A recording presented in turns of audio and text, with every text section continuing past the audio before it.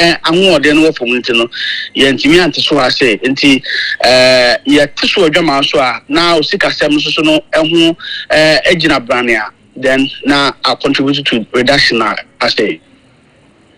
Okay, current one the world market price na abafom.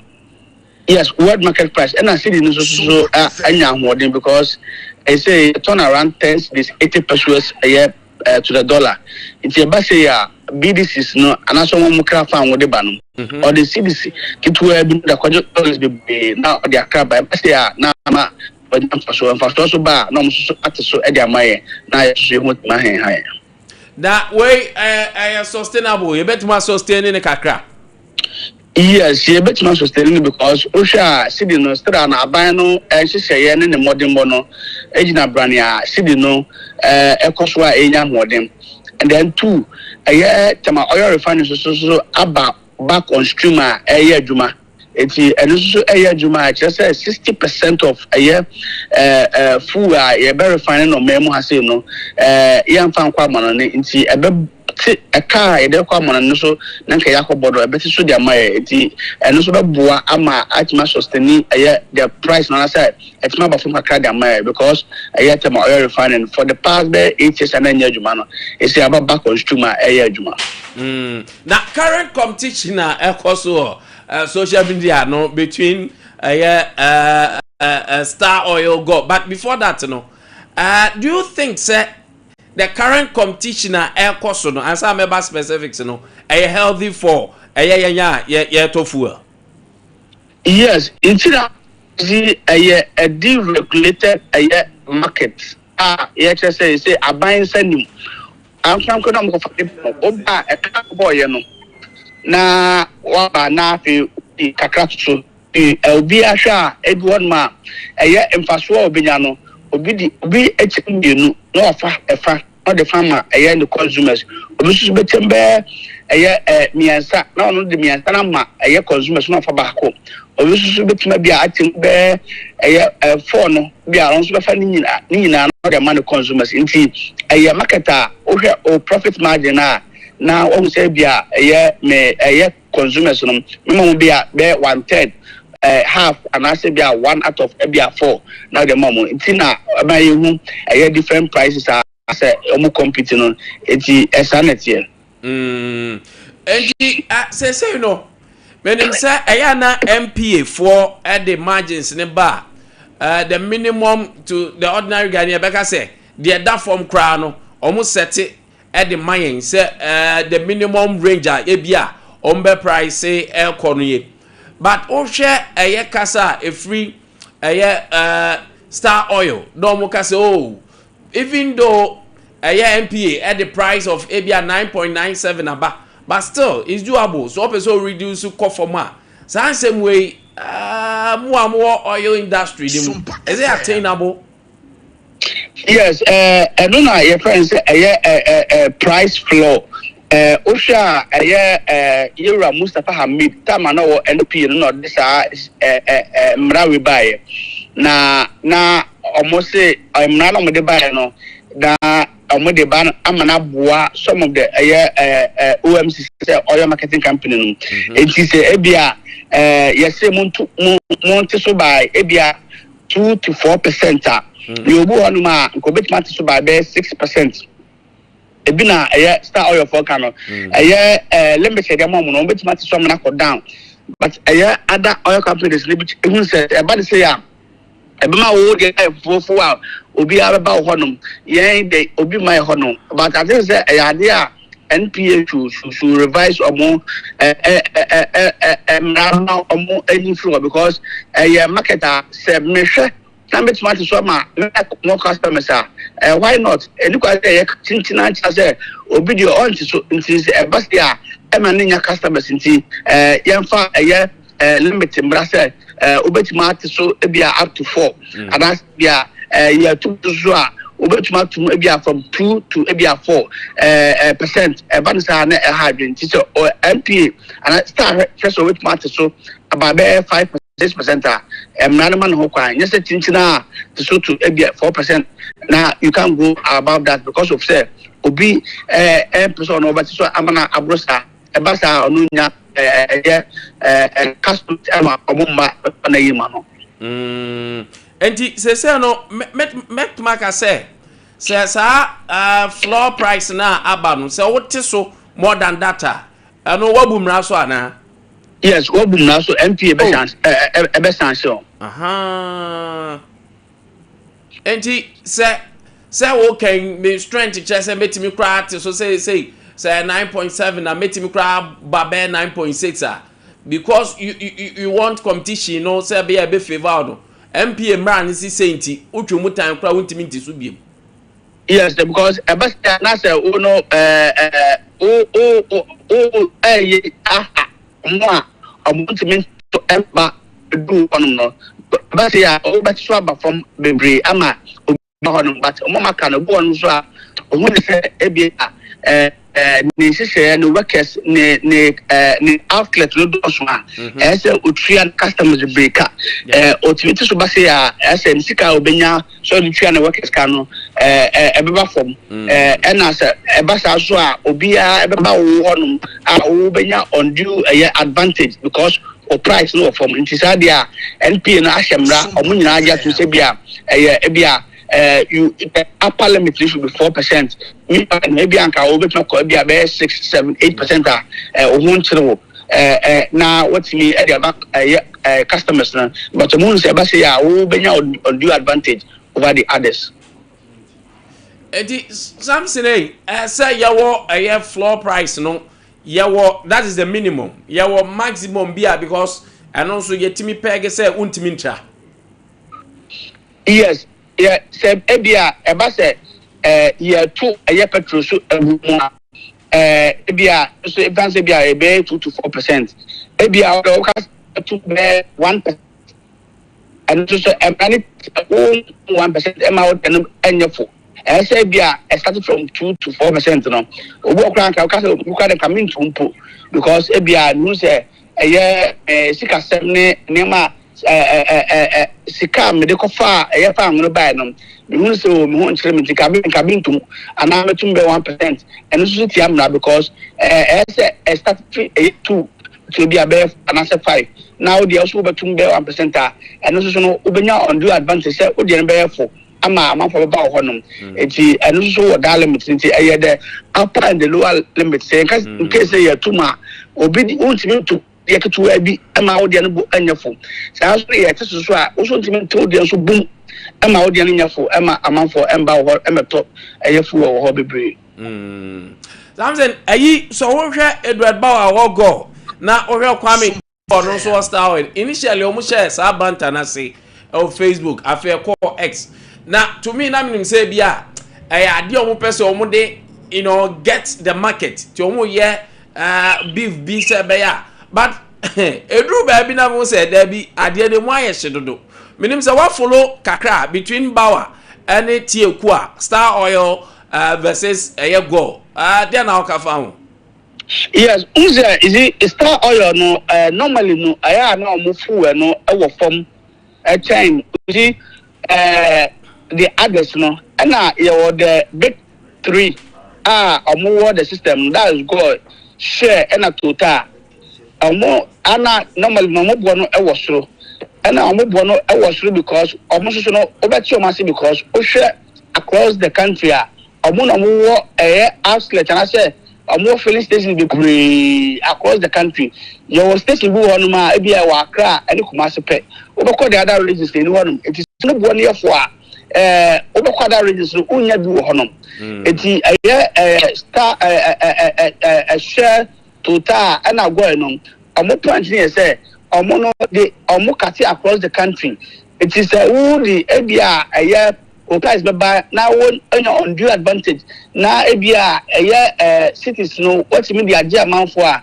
almost no workers and as more outlets across the country holding and I say almost what me sure workers no ebia wo dia no outlet no Kumasi ni Accra but almost across the country they have enough staff for so much facilities so maintaining any bibia etin ban say ya omo se omo emergency so a na enye bebresa because they have enough staff for metro moka. It's banter no but other companies style no on phone because the beer the outlet one you say me son on the opposite say on the customers no whatever that almost station more filling stations no they want to serve customers good abra they are meant for a cheaper food obono fa so mbinya no say once the kono binya kwa so mbuma no de aka no or the ma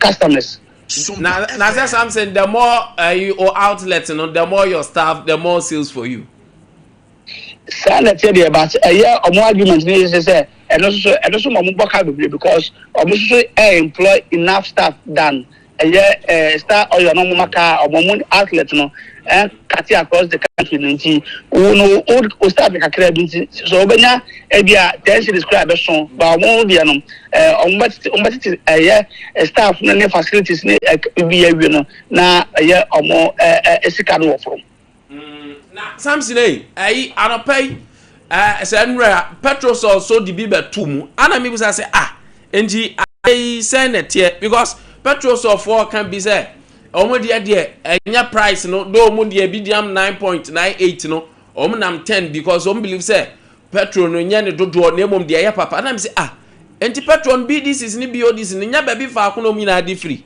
de na oil no e bi de ya papa chen bi oil ni na pa da bi am ko fa free ni na papa but just that e bu on man e fa bi adulteration obitimi the kerosene extra na petrol no ai be brain mu ya at ano no nya ebia omunyina kuminu bi omudi body ne kwa no this body na MP4 etmechi omunti the first obi petrol do from that mean say papa onto say bia or the bibia from ni akochi no ultimate because nina from one source and Ghana petrol na diesel akwa na ha adwen in this is so what situation you say high sulfur content na sulfur diesel no na ha adwen say only sulfur content no was now the good come na say mu shiri ba asthma cardiac respiratory disease need the account now it took to this thing before na sulfur content no 3,000 ppm. There was a part per million, but the European standard no was 10 ppm. System, and yes, sir, at the bar 50 ppm. It is this is be about 50 ppm. Nina papa, I said, yeah, obedient because of the price no from unless they be audience body phobia or the kerosene afra and no the go care a bit my how easy. But I don't know kwano na say FP for ne standard to for to musa am yes the magazine you nyina system aka me maybe me so me hu bi that go for no mu book carers no makobi o no but na me nim de o mo ye o ma pack cars esi o na so mu cover bibi oh I see something na we akoba say no akoba sa na hu ni say ada pump stance no almost betima titi dia so yeah listen unse market na ko say price no and anya pe because of margin say that one say bia betima so bia be 2 to 4% obi dey be 2% obi dey be 3% obi dey be 4% it is consumer na wo koto no ona say wo kwa o hwe board na say o hwe we board no bia bon was then the different next one that's also bono from na ayamawa then o hakoto nti a marketer deregulated at price no o hwe be be for when you go and buy ni nyina quality nso ye pe no na ama because stations ni bo ma omo ye worried because omo no person but so kase dan bia ebi won ma on what so kase it is a base ya na dia complaining enti omo who meet na ni MP akwatration MP this price floor no buy but yes so be catch the MP say no I don't dey sa price floor na so mutumi floor because nyina na mudidwa se di kwanu so all moka na obatimate so ama obenya customers why not to so we na so dey no o am for ma o so so am for bebe ba ho no ama so what my breaking even okay say me mo akona aha mo kra no mo dia madam for pa ne transport unions ne omo twikai they say omo so di omo ye drivers no easy ade ba ko a de bia ye catch them say sa suban yent so no I think say it's about time so mujai because say petrol about single digit 9 cities are so much so ema yenya so far so no be over the weekend social media you drivers bia omakoto eyefu a omodi gu fom is omani agise fu egba abafom this is fu abafom a adentin amount so empire team so no money transfer so enjoy government no ayese okokra buses about 300 ayalolo buses in dia ba na enyaba wie na se esikwa so na se kwa onum se ba akubia no betima fa nipa be nipa ma se tractor cars be 6 and 7 be fa if a bus na se beti boduma hwe na one because say na aban no ebe go moduma because you can say month so na you want me na man so edro nyuma oba ka say a obi ba ka so a otumi lodu to la pass odu la pass ma pass ko balam junction odu balam junction say be ko waiter no dey enti I think say so omun just had that then you be encourage government say on for public transport no buses in the brima e be say e betima boa ama sa monopoly the government na o ka so so e betima aba from their mind Thanks anopay ahwefo ne atiefo nyina edase all right Samson Adai anaye director head of research pricing and monitoring our consumer of petroleum chamber of consumer petroleum chamber of petroleum consumer COPEC omo ananopay omo so eba prediction surprise no because a world market eba fuel ntumu energy ni sanwoma na omo ye expect hadopay oni yen edi enkomo so but anopay na me say already a banter between these stations now at the keke because the first one I had come by I was like hey they say baby I want the edo now yet in them one year who say star oil for the caption biaba ntre biaba x now before say omo de ban mame ko kan enrade no say Edward Ambabiri Bawa anaye Penyina ono dagwa no or say some industry players Sompa are claiming that they can reduce prices further, yet in reality they cannot even compete at the approved floor price of 9.80 for PMS in this pricing window. These are the NPA approved floor prices. If as an OMC you are calling for the opportunity to reduce price further, it is reasonable to ask why you have not first reduced your PMX price to at least the floor price of 9.80 instead of selling at 9.97. Calling for deeper prices reduction while pricing above the regulated floor undermines the credibility of that claim. I'll apply for a message in 0509 438 500. 0509438500. Facebook on so ya Sompa 93.1 or comment go a making Kenny now. Now go for penny the beto was say na go for bi na omo ka say omo kra de say NPA National Petroleum Authority say floor price na ye baby abetim dia duru no anya hwe no kra no anya hwe ya nuro anya hwe no kra no de omo ka ne say kamon te petrol ni so na kamon famra baby MPA for kan MPA for ne say at least enya nuro at least sa sikana mo kana mo de mo ka 9.98 na mo se mo betimi kra te so aba form no adenti ana mo mfa nko sa price na MP edi abado na mo fu mo stand one mo de 9.97 very good 9.97 thank you adentira mo de je sa ahwe no se bo betimi dia so obetimi obeba wa me ageze o she o se dey say star oil for wa modi there but say sa na mu job because already that tieku na akwotwera to say o metimi ate so kra am number form MPA for floor price no 9.80 o metimi ate am number form and go for say na mo de say metimi ate am number form ade na mo de 9.97 and amount so ma 9.98 ye hu say at least ma ye bi Sompa na mo de mo di 9.97 da mo bedwa mo nim say mu betimi aye awa say atieku nso te no ono so ani anye ho ana atieku nso from star oil de beto say when in 2022 prices were racing upward unbearably for Ghanaians.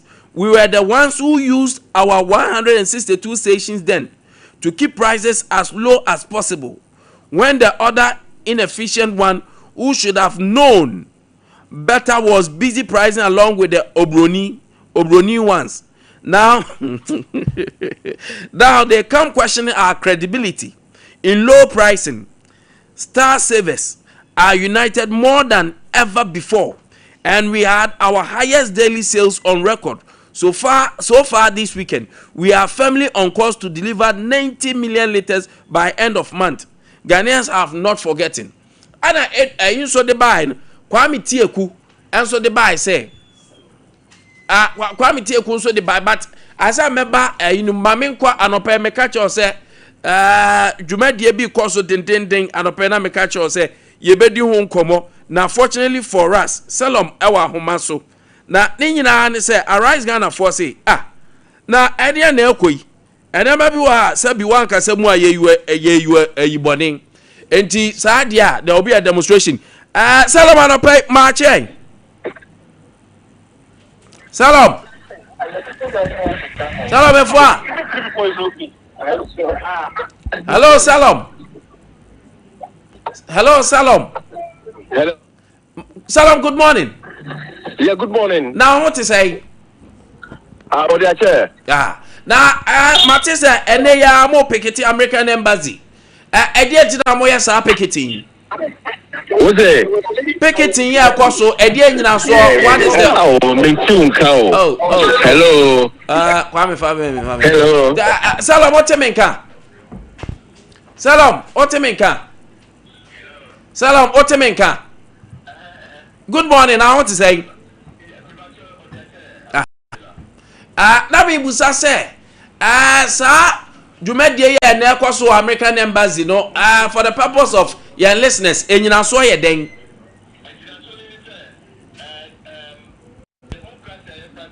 accountability so ka ho. I know you're very important. For you to have opportunity minister of finance no emre to say obe akunta ema Ghana for say me a minister no I dey say no the sika contract say no sign here profit and benefit or the emai no ni loss emai ni nyani and according to say obi a evading accountability and until arise Ghana there you convert American embassy in there American authority no omo repatriating no na omo deporting no ombra Ghana no be account mai and sa picketing for how long ana mujinam 2 weeks 2 weeks yes and mujinam wa kopim say pen baba 2 weeks if it doesn't come within the 2 weeks we'll do another 2 weeks hey but say na mate say eden so na okopie mu court aye and the other na ya ntwe ma outcome na man sana ye begina man ka aginam da be ye beti say na mdudo sen kwai la say anye sana obukaro ai na say ye je no ayam mdudo de sen kwai ye je wa enti anopa mu wo ho ana ayo American embassy no okay enti when ay time bay to time bay from 8 to 6 p.m. Hey, sir, 2 weeks. Yes. Arapa mu share nipa bakakra. What's it? I know say it's not about the number, it's about the message I'm going carry across. Exactly. Arapa nipa bakakra. Oh, yeah, you come for almost that but Okay. Okay. What's that? But I'm not share campaign we are saying no say na public na je no. Come yes no. I'm not share say post to flyer say this is the intention no. Say na public no. Oh, enthusiastic reaction from Ghanaians. I see. Enthusiastic response. Positive. Yes. And this is a message that is resonating well with Ghanaians. I see. Yes. All right. I don't pay minimum. Some official letter so for presidency. The presidency didn't kind of win. Now petition be among. There be you kind of ticket no. Okay. After when it becomes necessary for us to petition, we'll do it. We'll definitely let the public know through your medium. I pay my answer solemn now. Yes, you need your chiripa. Yeah, come on. Martin, bye.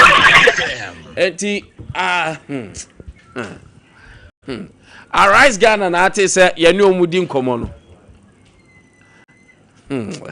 Arise Ghana for that is ye ne omudi nkomo no. Da ene picketing ne was so. I thought you are going to show the flyer. Picketing no e was so. Na omu jidama for 2 weeks. Na 2 weeks no. And omu pese good. Oh yes say ya, then I'm happy for you. Sa no be di breakfast, be di lunch. Ba anya ne sa mama amu ame. Enti omu jidam ene 20th January sa 2 weeks. And I was bosom be so that I say then this wa papa na ame omso mbe sa ya another 2 weeks.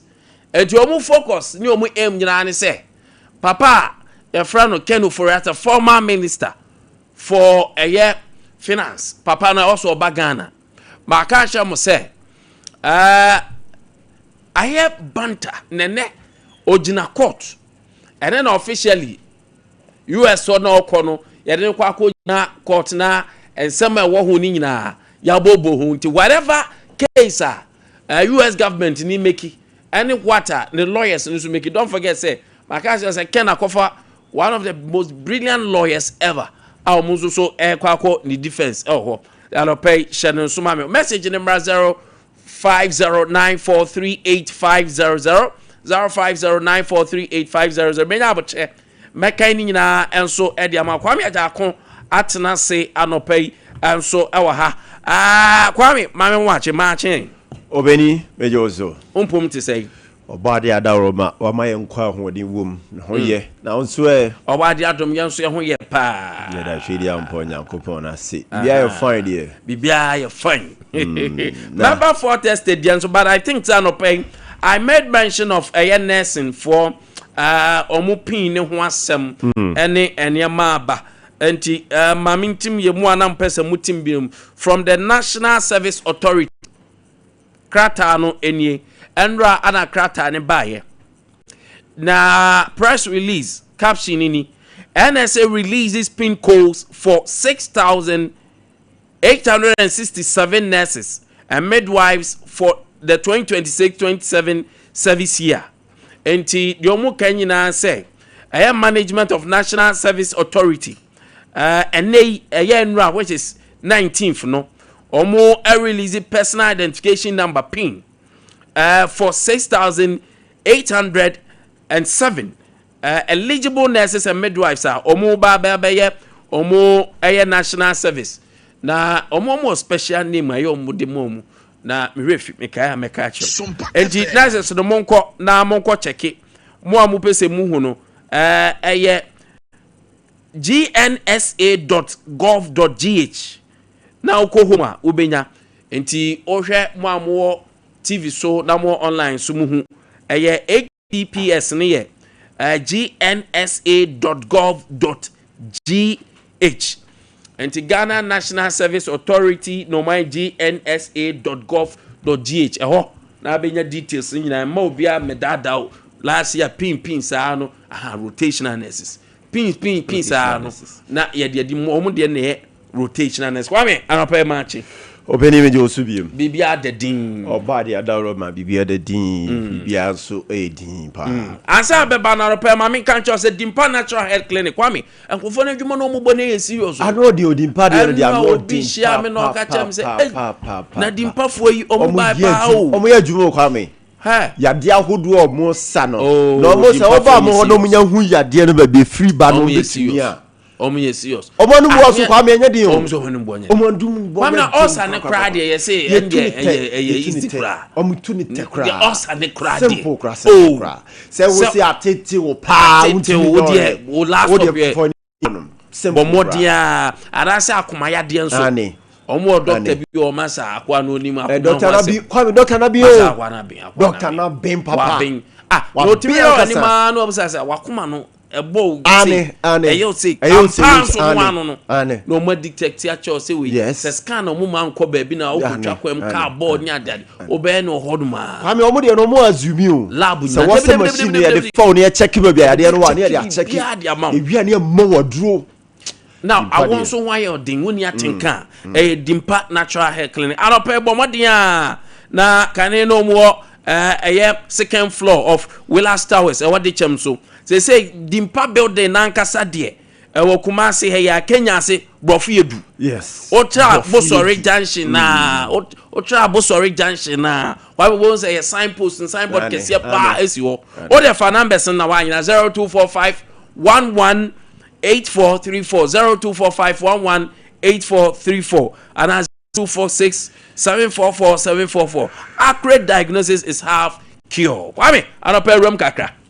Obeni ma me na se na fi me nche ya tifo no pa ni no ma se omuti Sompa 93.1 80 Sompa TV na fi so mo join your Facebook nso Sompa 93.1 YouTube also yes Sompa TV do mo ase anopa so mo chusu yen nyame ensure mo na onyo mo kese na Kwame mami ensha se mfan free oil companies no I think say I love what I am seeing social media handles ahodo no sa banter na ekoso no it tells you say they can do better and if they challenge themselves like this yet me for Kwame ye na ye ho beto yen pa ye na ye ho beto yen say yama adena kwa kudio mu nsam say say wa wo de no wo bete so na ye papa no wo de na ye ba beto aban aye na famu de yet say ye mfa so bo nko biem na mom OMCs no wa ba yiri wo nsam no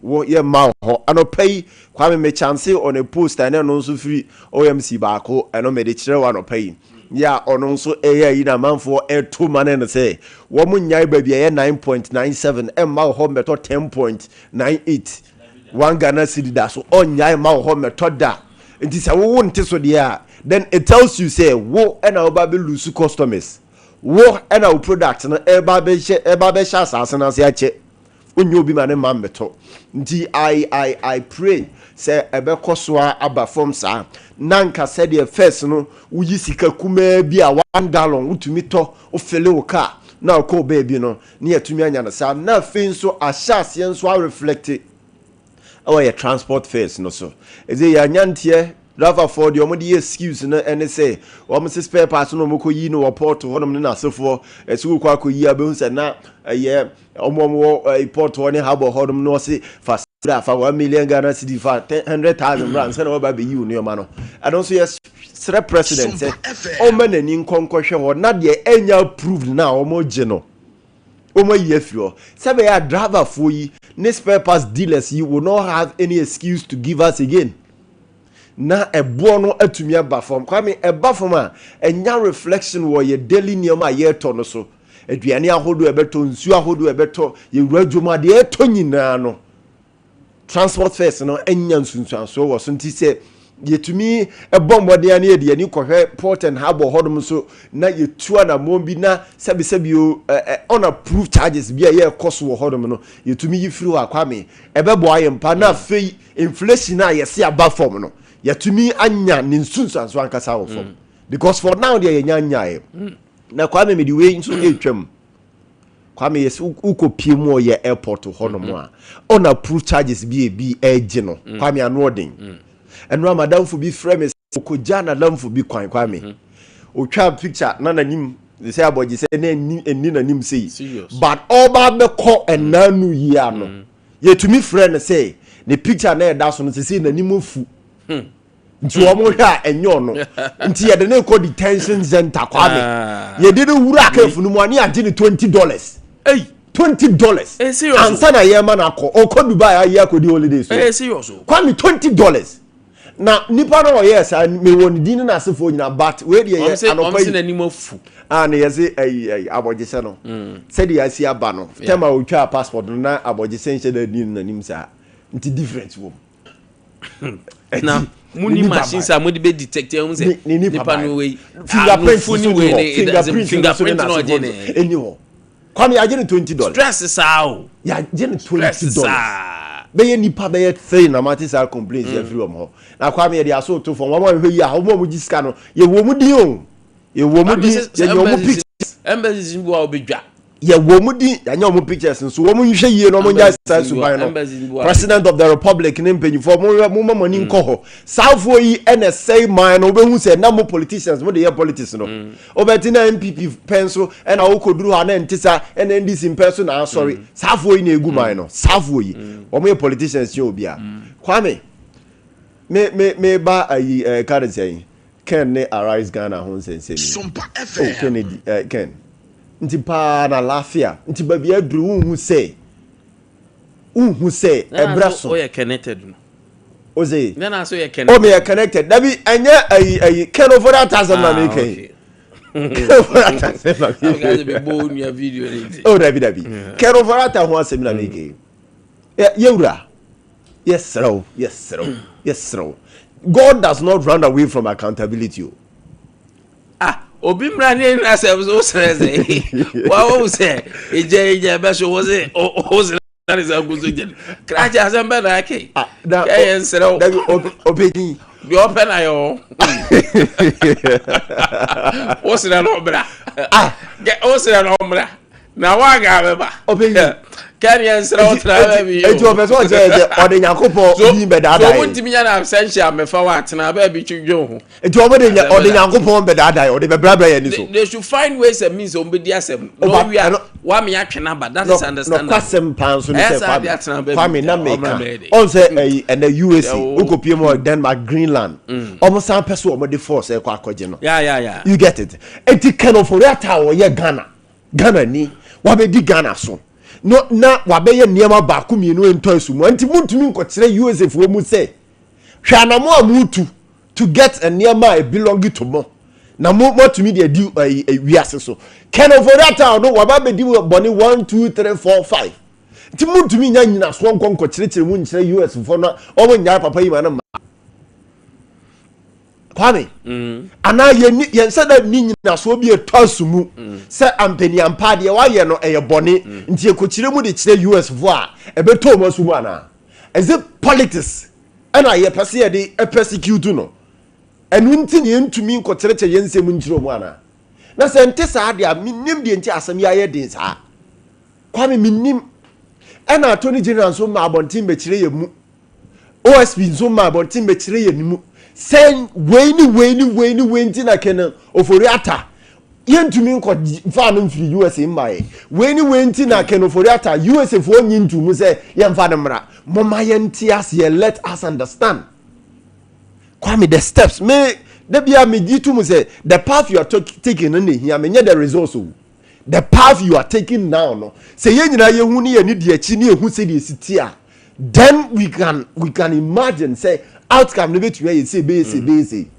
but say yenim nkomo amuni omudi yenim de mo ka kire omudi omo nso ka kire omo yenim se case na ye ntanse no nso amode bono no eginam ewo nyina so ye no nti mode bono ana asem na sitie because we kind extradition law treaty law no Kwame a section of it say one sem na oba be kire bu na de kwa extradite obi di na ba no say your political agenda nipa no ye mfa no maw is it the case and answer it is not if it is not what is the case let us know as Ghanaians ni hu de ntia papa no ne ba Ghana aye din dia amayen DNT ni yentumi convince USA for ye ni omutumi nim komo no omunhuru say ye sovereign country sa wo be serve ye na wo service nimu bibi anko ye bibi kwachewa you are called to account for it on chain wo mu anne wo mu gina court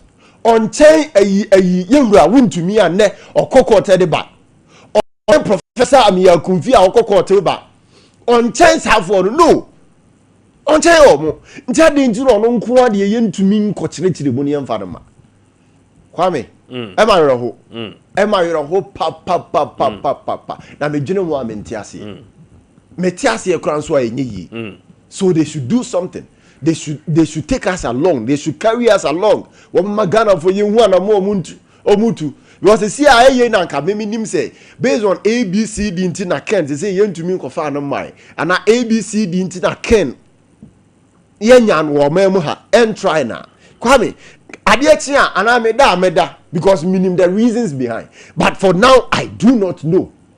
Minim reasons ninti a papa we nensam na kwa peace or sa Kwame kitu abi we wo mo so ye Kwame mama asa abam na anopai ma yankan message kakra aba o Facebook no we free Vicentia okay there be free Betrani Ajay Kreku aka Papa J greetings from Tema Newtown and say we are certainly winning with the emotionally stable, intellectually grounded, affable and receptive Dr. Bawumia on the 31st of January. So I humbly appeal to delegates throughout Ghana to remember and vote number 3 on the ballot paper.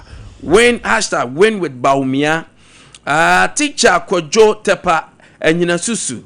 Dr. Bawumia has demonstrated his service abilities to the NPP and all Ghanaians. There is no other name among all those seeking to lead the NPP that has achieved anything for the NPP and the people of Ghana other than Bawumia. It's as simple as that. I know that Bawumia has achieved for Ghana, but I am unsure what Kenneth Japan has achieved for Ghana. He may have achieved for himself, but not for Ghana. Those who are responsible for electing the NPP flag bearer must elect Dr. Bawumia. Greetings to Honorable Eric Nana Ajiman Prempe, MP for Afuano North, Chairman Odeno Kwaku Apia Kuka, and JFK. When so free teacher constitution, we are mwasi. And they say, oh, teacher. Kujo Tepani, o teacher constitution, we are more say. Teacher constitution so say, fellow MPP members, let's have a peaceful and respectful campaign. The NDC is watching. Let's show them our strength. After the primaries, let's come together and choose a leader who can lead us to victory in 2028. Honorable Dr. Seya Oduchum is the man for this job.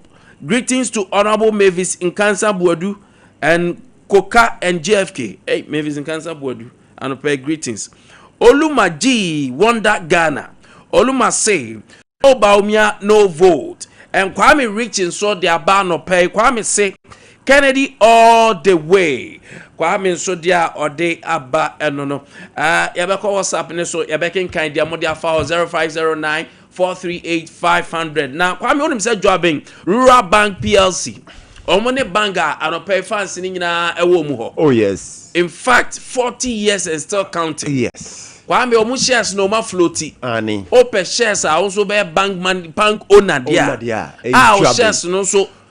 Ye core shareholders meeting out him said dividend ye chama wanya wo de and just so sika ne da ona e da hokwa jobbing Rural Bank Limited. Yes. Kwame omo products ni nyina ye adwuma ye savings fixed deposit current account dachi investment no Kwame oba susu ni so ekoso microfinance ni koso fixed deposit so koso just a product ni nyina ekoso your branches ni doso yeah anopai connection so see head office ni wa asijobin oba ejeso aye ho oba fomeso aye ho oba sepa aye ho oba Roman hill ho ye adeshiman your new road ye wa timatim ye abuase ye obonwe ye onwe ye odwabin na hye no so say ye new baby in town e wa atonsu odru atonsu a Atonsu market ane ebo ye ne high school junction na ane ben so anope bo modin ane freyen anase anope bra ye branches ni bia service ni nya the same na Kwame wonim say wo mon ko na say wo mon omo di djuma atoda yitumi fro say wo ye client bra djuma ben na wo ye usika na wo ye na say ne siko na ya san hwa djuma wo ye Kwame ne ya san tufo ho ya man chere kama san chere yin so Kwame ebi ko tua sika je oh of course but Jabinura bank yes consultancy fee Jabinura bank dey tumi fro tenase ne ya hwa ne hu say na say ya say usika sem no nko ye na ya tufu kwan a wo de be fa so e be ko yeri ama eti bo mwade akwa Jabinura bank asempa loan no ye de ma ma na makeka mo ho abom no mra meje oba loan e mo nkeka mo ho ma groups no women wings mo nkeka mo ho na amamra ne ama mo oba loan eye Jabinura bank limited na no pay omudi wakejina mo Kingdom Herbal Center Kingdom for se break da beje Kingdom garlic capsules and bitters Kwame eja kon se na dura no mimi bo bitters no bo capsules no because e boost you immune no e ma ho ye den adopay we e be ma na opese o mema sem edim ya mesre wo hia Kingdom ginseng power capsules Kingdom ginseng power capsules power ne kan na ginseng kan de wa wate formula ne dada be ma bi o ni waste ye ne ya afi onya mental stress ko ma performance ko form anopay stress ana air how when energy no say why boho why basa unya Kingdom ginseng power capsules anopay amount extra power emaye almighty tremendous capsules almighty ehuna bobrim tremendous capsules Kingdom tremendous capsules adopay oyoba na himfio no ahimfio also de ehu hia pa ahimfio ho no it's not ahimfio no hia pa ahimfio no de infection so Kwame infections ebeboa menstrual disorder afei se kan ni wo ho asabi momfa nchemi anopay yeboa manako mo pedodo etu no momra Kingdom Herbal Center Okashi Drug Lane and all leading pharmaceutical shops or pharmacy shops and herbal shops nyina obenya endroyi bi ato e wo Ghana fade nyina 0597 298 855 0597 298 855 and 0559 761 144 0559 761 144 Kingdom ana or see you can get Kingdom product because Kingdom there no challenger. Why me? I don't pay mamra ho. Obeni mamenda si na we na me de soso no enya futu mfama NPP4. The rate at which womo to jargons ahodo de ma aspirant ahodo no. They should be very very very very careful. One is likely to win. Kwame. 1 out of the 5, 1 is likely to win. If 1 is likely to win, na and someone more kikamudi tuja na we are to money we no. Kwame, they are giving the opposition weapons and they are giving the media a reminder. So what should I be? Moko present it, moko elect you be the bar. Ye betena kasa video so na fe ye bisa question near refer say sima city so to see ya mamo meka say media na take stance mo ankasa na mu dada mo ho adi mu yiyi moto etetete moto mo nhwe ye na aside politics no mu wia mo say abusuan kro kacho mu wia mo ya abusuan kro mu wia you are going to be a political party amoko fighting for 2028 power. Boya montra ona mo toto nyoma ase. Monyai sebe nsem na mudi no. Mpese me yusu ajimisem. Monyai nsem na mudi no. MPP for. Monyai nsem na mudi no. As I do politics and so mo ye politics anase sebe adwene wo mutiri mo asante mu hu mo yonko nipa biem de mo pa bia na mo kan de kire mo ho no mo hwe yie the amokikana is too much. It is getting out of hand mo hwe bibiye mo ntu mo ho fo now Kwame Ridge Hospital Kwame Kata Crosso ebia fe na ho de na pie Kwame They say oko hospitals ahodo na de otim sisi a betumi a kire say ni kurom oko hospital ye gi ni sika sei anu onte ase we betumi a kire say oko hospital wo ha ye gi ni sika sei anu onte ase Kwame sika gege no eya ye dewo mamu ha obia nya konya advantage ketua bi no obi ba no e wo so 7 na Kwame na ye de aye sika gege Sika did up and down, left and right, up and down. Kwame mumi ema ya nina we have a country you live in a se mu be da dinaminu mi no so. Enye John Dramani Mahama ne Akufo-Addo awabetwam ne eye NPP di obeba chire ne be Ghana yie di amayo. Minu mi no ye wasudie kase pa. Ye wasudie kase pa astimemufo. Ya kura na nka wo say ye tu sa na mo ne dikan na sa politicians yi ba wo so aba beto aso na nka adwuma no kura enye de mfa mo na se anye ne sa de ka say ye wura ha obehu say free SHS posting ne egi sika we ko hospital ne egi sika we ko pa adwuma ne egi ne sika we ko yese ne egi ne sika sa e we fi so o chena bi sika na e beja no akọ sika de ye de kwa mi sika de ye pa Nenso kwan a wo fa so agye no bisa ho kwan pa so ana ya hwehie na e masika di animu a ha do ba bia de mind be kwa kopie no Kwame enye fine ba bia de mind kwa kopie enye fine Express Group na no pe o se suade ya adwuma suade ya adwuma e wa mono ne so obeso otu kwan na akọ suade obeso otu kwan na akọ ya adwuma edin ne hye no so e ba akọ tie Express Group anopay so ko Canada, USA, UK, Australia, New Zealand and Germany na opeso ko Kroben na opeso ko so o de abomadin aso behunye because ye de yen service no ye hwe won okwa kosua de wa monene won opeso ye adwuma o wa monene won opese wokọ eyeto okọ tourism ana ope visa assistance ticketing ye bi ma to any holidays ni de ye ne ye expert enti Express Group anopay opeso yesa GRE GMAT TOEFL ene de ka ho na di nyina ye bi e wo honum anopay bomadian abra kumase ye wo Asafu labor runabout Accra so for any chemo Carnation can form ko Carnation first light na yamwo ye de yenim se adwuma pa ane ton ne ho mo temano monko community 8 Lashibi Golf Filling Station Monso amo East Legon ya ben Trinity Theological Seminar Takrade ya Market Circle ya ne hot and stove fast food in the DNM Sanso na sunyan ya Silver House sunyan for bunu for nyan for manicho ya Silver House building no ya no High Court in the ben so Tamale for monko Tamale Teaching Technical Hospital Tamale Teaching Hospital yes Tamale monko ho sanso da bia ni for monfa mani kire court ho ya ben court ho eti bomra ho na ye nhwe mo fire number C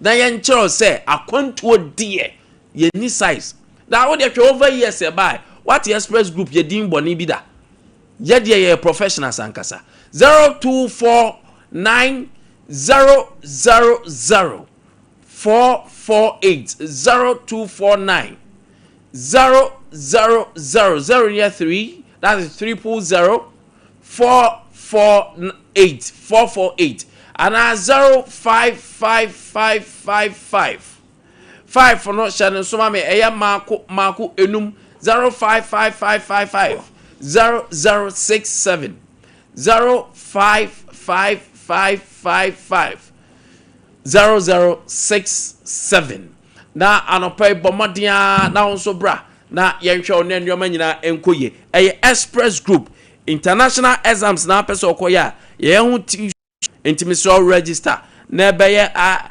SAT GRE GMAT TOEFL IELTS nyina beye bi ho na onso nya akwanya na onso kwa abrochi anopai make for the best sciatica hospital the amount the clinical Una bobrim sciatica expert Kwame na onim so mo na de sciatica ya de ayare sare ba ye de Of course, so many acquire research. Oh yes. Can you know yare also hire me ya me to ase tweme me. But any anim yade en class friends article. 21st clinic e na bobiri. On acquire research. Epe ho drone say oh okay. Na fe ye pe ho mfidie ye de be wo ebi brem ha ne titiri Ghana.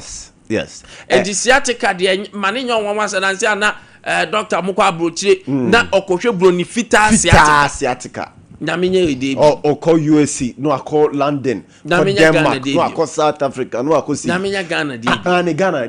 Enti anope sciatica nkwa de amesew bomodia o pensi na wo sisi ase fa o nan o to ase saa ba besi una ase amesew sciatica. Ya sciatica no ka say agro didi na de na kiletu. Enko ne ehwew. Meso ya de bia so 21st sa. Ya de bia nyame am ye hunro ni nim de ye doctors no abeniye.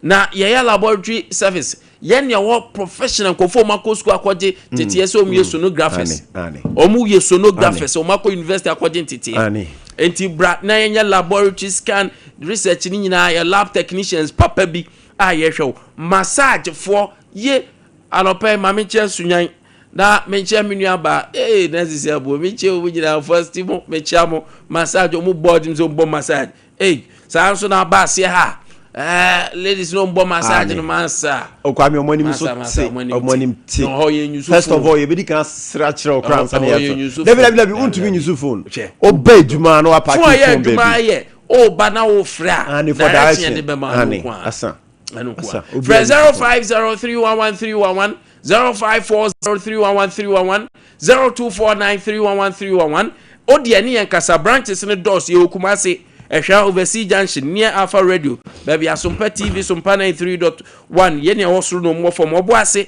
ye cancel quarters court junction Accra Odome market Accra de acheche ya shem sunyane ye wo sunyane teaching hospital ne na die nimhwe nkransa bra techiman bra ye be hwe branches ne doors o de ofra me a chero baby e ben wo na waba me a hwe kama Sompa FM alapay opese o streaming online and I say o ye podcasting na your professional videographers, photographers, anyone who can all the graphers you will be. RSYD Novigi Studios. Arapai omu na professional photography, omu ma a quality film production. Na no omu spacious studio. Any equipment yet top notch, state of the art equipment. Na any equipment omu professional so ma kwa jentitia onim seni ye film making.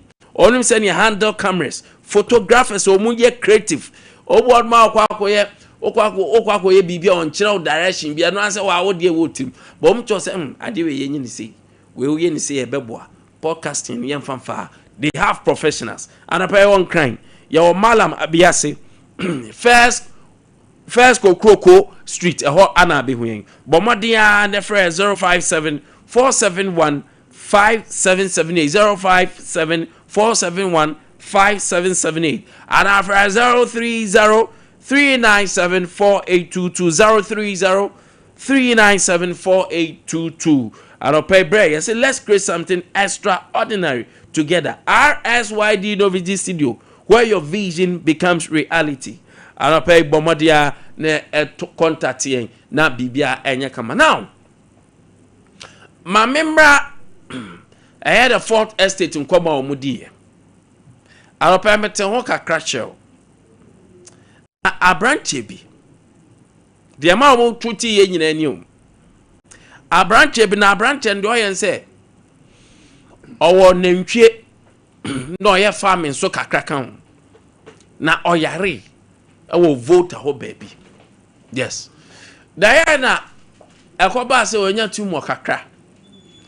Tiare no maya o se abanom se pains mi ama o painkiller kakra no wanom na che no se debi ya den de akọ de ano adi nti o didi nkomo ano mu se o on konkran ti okọ kolebu no na afei ase doctor o recommend se baby akọ ne de ti se India ti a no obi dom so o we kra de wokọ average na anum ya no se entafo ya yeti omu onsen entaye wo nkura bia ntafo na omu bom na me ya dom yenya a very successful surgery ama yeti omu mienum enti machine a ye kra ba ya doctor yes surgery or ye the life nyo ko twa scan abanko a o ye nyina ba bia machine ye no onim ba bia wuti no wo wadwen we wo se be ya machine om de adwuma no enko kan tissue bi nse no yara ban to sa machine abode so pa ani ade besi ho ti abran chene no mu ka se o eni okọ ho a o mbeboa no okoduru ho na nepa no osuro kakra nti amfa ne nyoma bi ama the fourth estate okoduru ho na afa ebu a ye bobọ no anu edin yetimi ka aze asema na de bia na nanom ne papa nom ka ya ne de se omuko school do omuga che omam se ye tojuo the following week no ma be kan ye to gra the following week no ma be gi finance so nti geography no ombe chiche mako miensa ebia ombe gi hu ska as na geography e bomba ako sana Rage Hospital for the doctors ni biti wa omoye anhwe ye be ma wato to the extent se konso kra no mde adwuma ombe mu ato konso no if it's a technically you can't technical term na wo no nim ho hwe eti technically aka se koto konso bra onya radio that unim ade akura friend konso enti nya nim na wo be hia na na chechi omu say an MCR4 mrante yo ma ben yo nim computer mu nya ade no mbe che say netia ya be mo to konso enso na konso sia sia so ba be kasa no wa hia nim na nim atwa ma so tu so ko to konso ba ansa no watu makasa I got a people and as well as we are born bad. And as well before came them or say we are born bad. I think born in way trip. Na kwa brane ono akwa gentiti o doctor ni.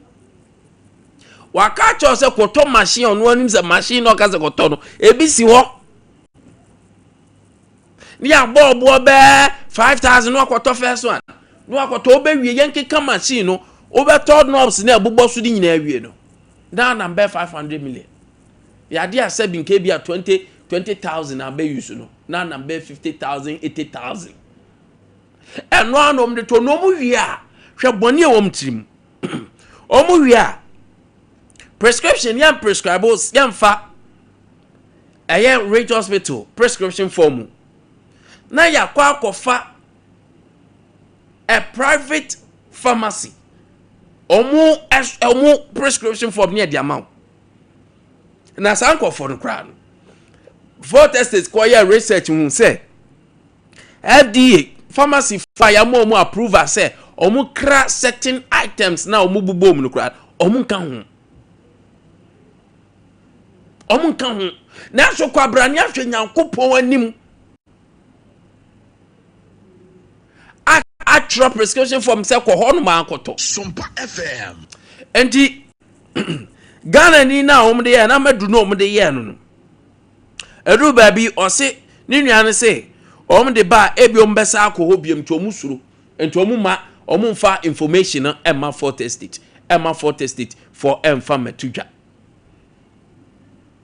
enti sa dia omu kata so now de eya reho wom ne se omu se nipa foforo nso aba ono so Nigeria ni na Nigeria ne se odma no mu se omu pese omu etu mo surgery na babia no mbetima ye no eye babi mienu options adom we India but India omu hwe plane ticket in and out nkofo mbeka ho akwa na se omu ni sika sabi omu de beko enti option na omu wa eye Ghana ene Morocco. As in Morocco, yes. But omusha na Morocco take it ne visa on se mo beche bagana de ye Nigeria for no so mu nam musa ten de offer ka wa be wurewure mu abeduru enti Morocco de be yed nti bi o Ghana de a yemra na Brantia Amadu Sambo no America no mfonyini okay ya be hani de mfonyini na to so na prescriptions no de my no I'm trying to show you some of the prescription e bia ni wo Ghana yidin wo so enti Nigeria ni so ya no be pie pie no so any Rage copy ho no se ko ahanom se agis hin pharmacy ko honom na koto webra koto webra enti ababa ne se ode koye no ni nuan de onti ono je no odwen na no wagigi ska se de Ghana ya na obi hia moa ye begina ne esere mo na moboa no wanya about $10,000 or so do de abagana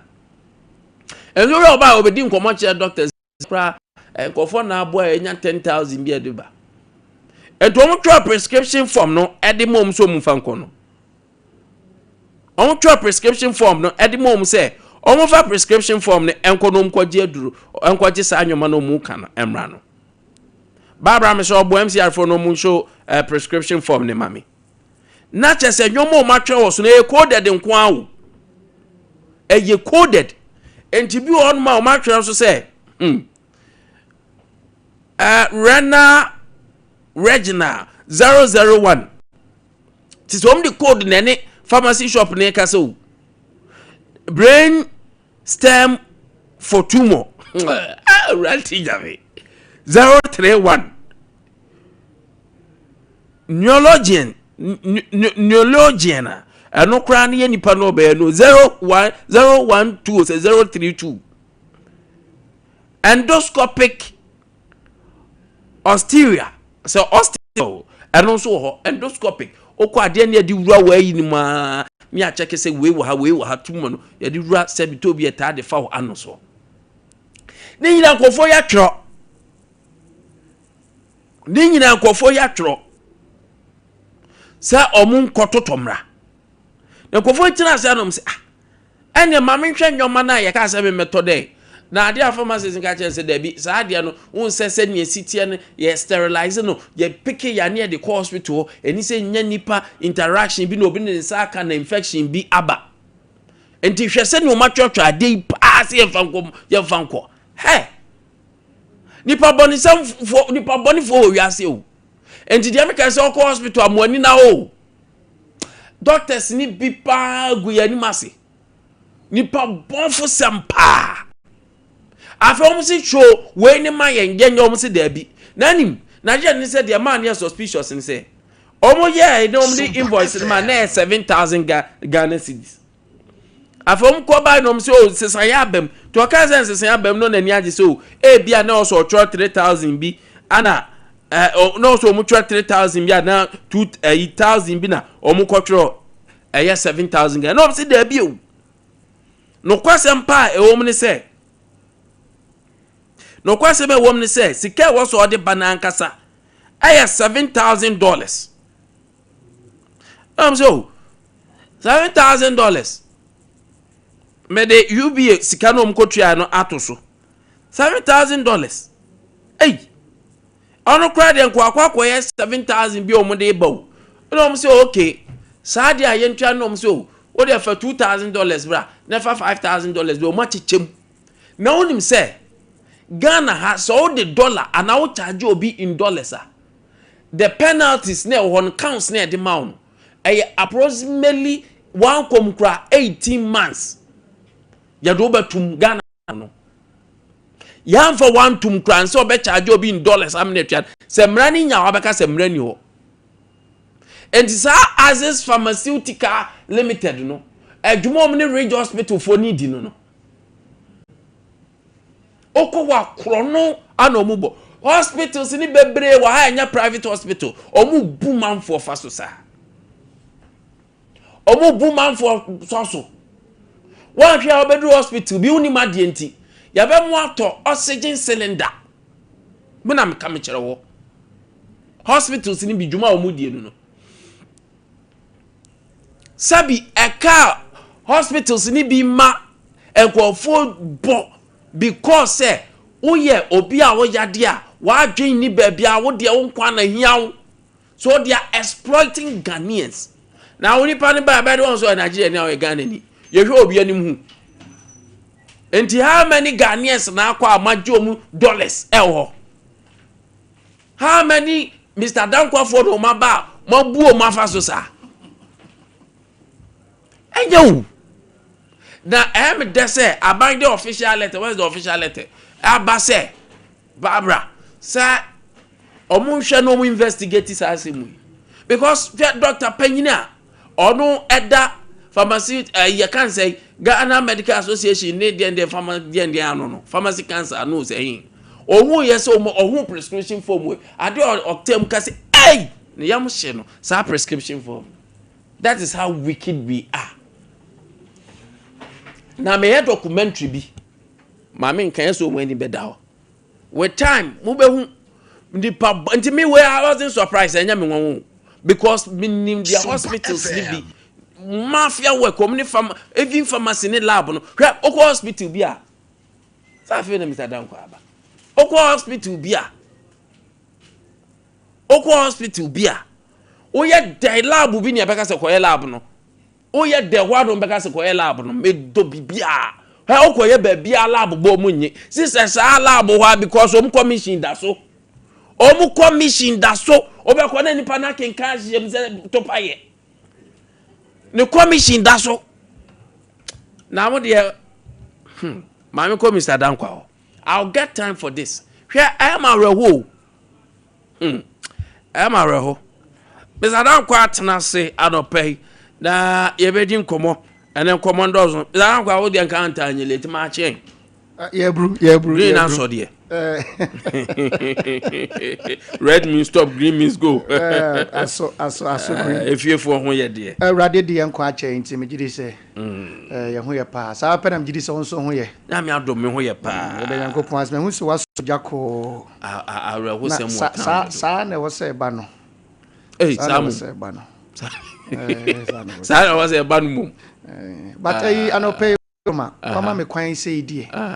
But me for fidike say so na menchia the good people of Otafu constituency. Na nanu matranko nyina mi hira wo no. Party mpanimfo free polling station for electoral area. Edukosi constituency executives ni titru pa me ame boss we be for say tutu. Oh, okay. On the secretary for the party. Ne council of elders ni patrons and all those who matter in the party me che obi na ya do bibia nso ase. Ni ada Dr. Alhaji Mahmoud Bawumia, Dr. Matthew Poku Premperi do mu nyina ase.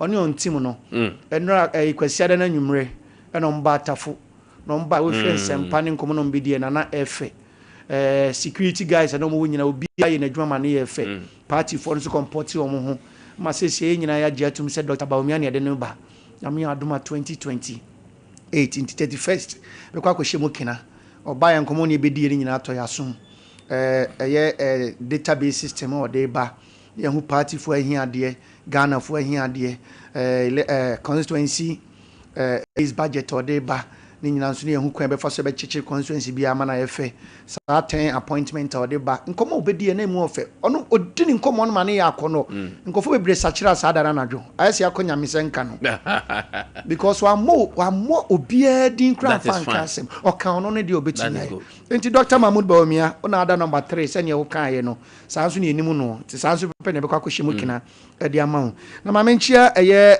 menchia eye Dr. enenchia no list nkwan da bi wedi ansampa ne gusu nsama e be kan ba menchia mi wura se menchia endie no kra Dr. Matopoku Prempeg on the mami di odidi mam bidie ti me bana no pena manchi ba bi edidi ense because adwuma nso a o ye nso efe adwuma ya bi onama o ye adwuma ne wa Dr. Bawumia campaign Ashanti region to a Dr. Bawumia ye nyina o ka ho chese odina ho fama ne sika ne bibia eboa enti Dr. Matopoku Prempeg no pay me chia na chairman de no kwakwa pia so se me kan chero so chia the next Ashanti man obidum bienu no bantwe ba no gba tuduro chairman de no kwakwa pia koka amansan bo afo ira me chia o na odi ayanko se na Roma video radi jere yakobo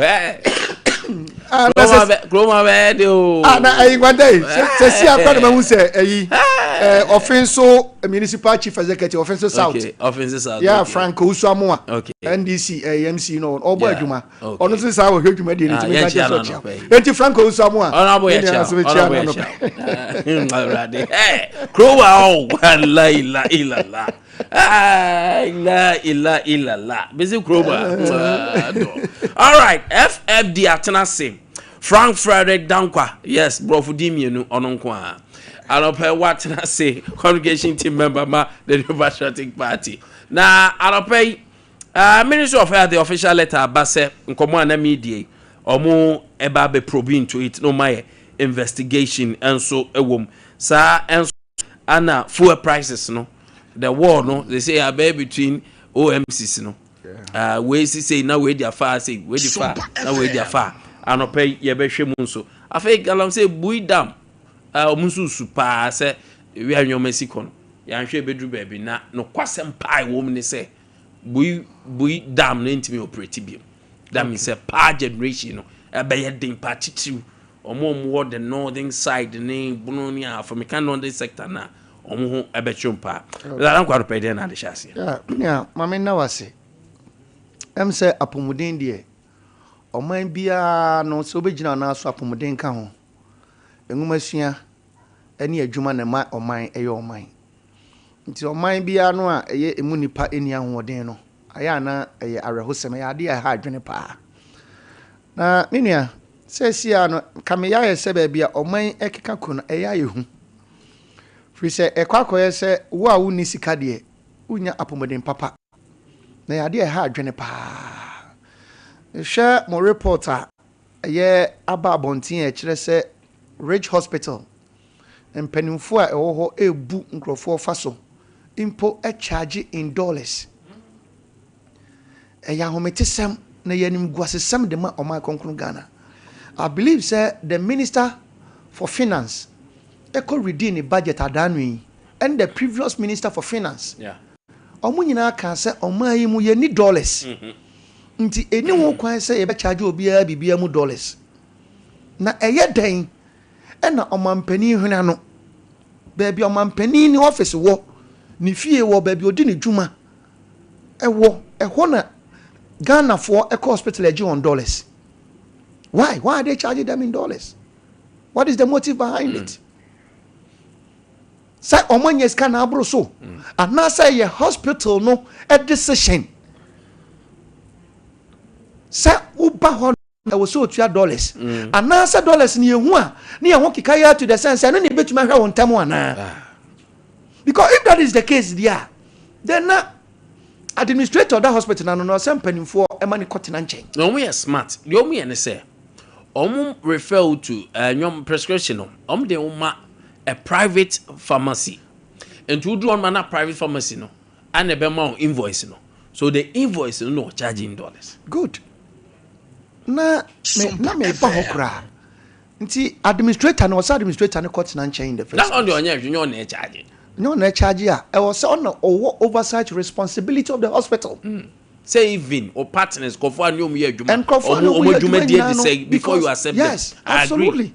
Because who catch them say Ridge Hospital nya small hospital who say Ridge Hospital was built by the expatriate the British and the Ridge Hospital buy in 1997 and a Rollins Pejam Cohen District Hospital and a didimu a meals no money ade e buy ya omumbe peja musisi dani bikan one another dan kwaku for no bc bikan ho and ama hospital na by regional hospital of the country so nobody can tell me say regional hospital ni operations are omu ye bia no emu bia ni ho a ombetuma ka chem say wonu munim and Nkwante and mani nyon say it is not the only hospital it is adwuma de na ekoso no even we've gotten to the point in this country Ghana for to me call hospital na ya catch you say lab test we there ko ha na aha na okwa omo de omo hwehwe mu no aya na ye solid just because obi 10% wom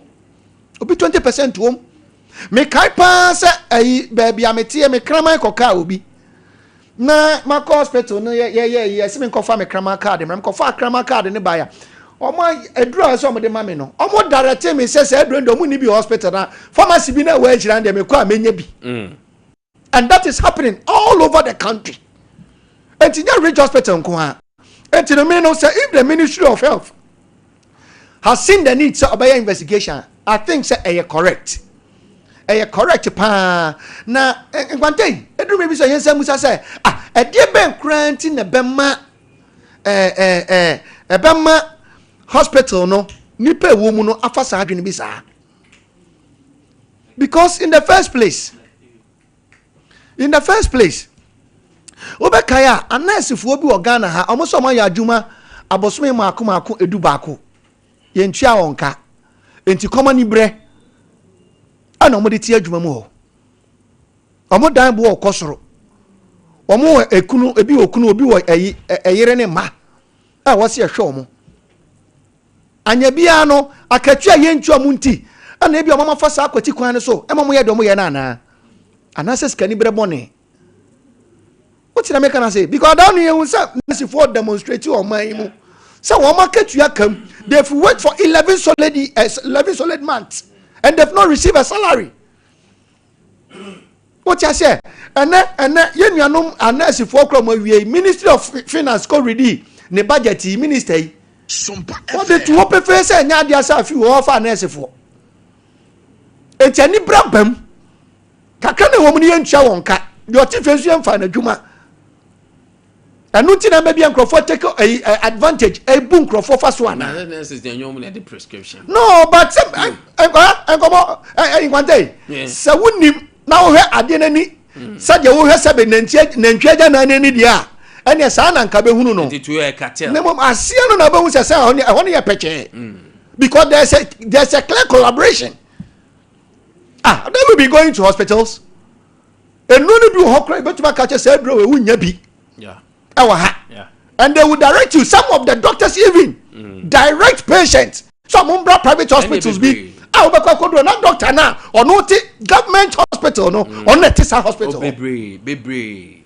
And it's a serious matter. Any question did you grow? It is a ministry so yen shemwa and your own no suko and kwasi form.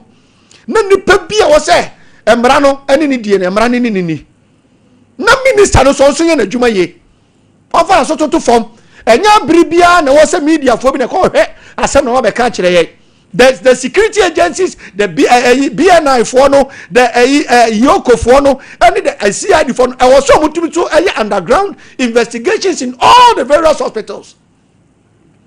It is a say say national security ni ade nua entumi nya sa adwuma no fa maye ana say ka media for anko yes ade omo koye ya ka me ne onum say di padodo sana go so say ebu omo sabi ekwa bi kra na yenya ye we kra na bankra still a yenya ye enti no minister no so nya na adwuma ye o ma nani na ho no nya kasa bebrebe no na me sense no say agenda one hospitals na do dan kokofo di jagu wo no o mo nya o ma jiso be sini nyina wie no mo nya che compounds no na ti bi fam ran tene ma ba adwuma I think it's part of their legacy project. Legacy project no who could redo mo budget 2026 emu 10 hospital of 100 what ko emu 10 na wonti na minister communications minister Kwaji Fosu abaka say last year omu ja hospitals na gu ho no ma ko si cheap compound 600 oga so mu je gu na say no kan no man this oga so omu je gu no ma ko ye cheap compound o dia anya bia no for sure he says omu ba be cheap compound hospitals gu ho no mu a wo betumi di sika na akwa so ko si cheap compound o dey